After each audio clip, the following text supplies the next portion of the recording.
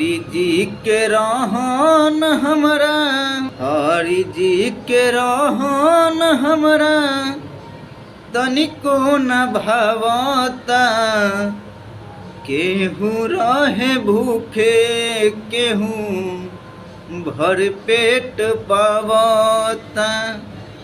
केहू रहे भूखे केहू भर पेट पावता।